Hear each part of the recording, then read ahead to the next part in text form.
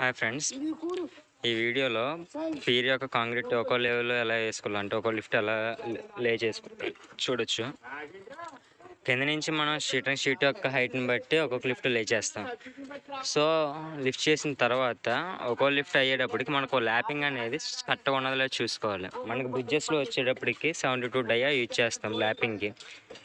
అదే బిల్డింగ్స్లో వచ్చేటప్పటికి 52 డయా, ఒక్కో దానికి ఒక డయా ఉంటుంది. మనకి ఇక్కడ 72 డయా రిఫర్ చేశారు. సో మేము వచ్చేసి 22 డయా బార్ కాబట్టి దీనికి 1.44 ల్యాపింగ్ పడుతుంది. సో 1.5 ల్యాపింగ్ వదిలేట్టు చూసుకుని కాంక్రీట్ అనేది లే చేయించుకోవాలి. లే చేయించుకున్న తర్వాత మొత్తం కాంక్రీట్ అంతా ఇలా లే చేసాక వైబ్రేటర్ అనేది మొత్తం బాగా పెట్టించాలి. వైబ్రేటర్ చాలామంది ఎక్కువ పెట్టిస్తే బాగుంటుంది అంటారు. బట్ ఎప్పుడైనా సరే వైబ్రేటర్ ఎక్కువ పెడితే కోర్స్ అగ్రిగేట్ మొత్తం కింద దిగిపోద్ది.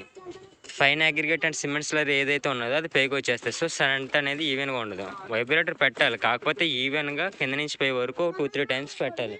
అంతేగాని హెవీ వైబ్రేషన్ పెట్టినా కూడా కాంక్రీట్ అంతా స్ట్రెంత్ అనేది కోల్పోద్ది. దానికి ఎంత స్ట్రెంత్ రావాలో అంత స్ట్రెంత్ రాదు. సో ఈ విధంగా ల్యాపింగ్ అనేది కరెక్ట్గా ఉన్నదో లేదో చూసుకుని మనం షట్టరింగ్ పెడుతున్నప్పుడు ఎప్పుడూ కూడా రెయిన్ఫోర్స్మెంట్ ఏదైతే డిస్ట్రిబ్యూషన్ కానీ మెయిన్ అయితే కన్ఫామ్గా ల్యాపింగ్కి వదిలేసి పెట్టుకుంటూ డిస్ట్రిబ్యూషన్ కడుతున్నప్పుడు కన్ఫామ్గా షట్టరింగ్ షీట్ కన్నా ఒక లేయర్ అలా పైకి టాప్ కట్టుకోవాలి. అలా కట్టుకోవటం వల్ల నెక్స్ట్ టైం ఏదైతే మనం షట్టరింగ్ పెట్టాలో అండ్ స్పేసింగ్ ఏదైతే ఉన్నదో అది ఎక్కడి నుంచి క్యాలిక్యులేట్ చేసుకుంటాకి మార్క్ చేసుకుంటే ఈజీగా ఉంటుంది. సో ఈ విధంగా మనం కాంక్రీట్ లే చేస్తున్నప్పుడు పియర్లో కానీ అబౌట్మెంట్ కానీ ఏదైనా లేయర్స్ వైజ్ అంటే ఒక్కో లిఫ్ట్ లే చేస్తున్నప్పుడు ఈ మేజెస్ అనేది కన్ఫామ్గా తీసుకోవాలి. ఓవర్ ల్యాపింగ్ అనేది మెయిన్ అనమాట. ఎందుకంటే కొంత ఓవర్ ల్యాపింగ్ పెట్టించకపోతే వర్క్ అనేది మ్యాక్సిమం డిపార్ట్మెంట్ వాళ్ళు వచ్చి ఆపుతారు. సో ఓవర్ ల్యాపింగ్ కరెక్ట్గా డిస్టెన్స్ ఉన్నదా లేదని చెక్ చేసి పెట్టించుకోవాలి. Thank you for watching my videos.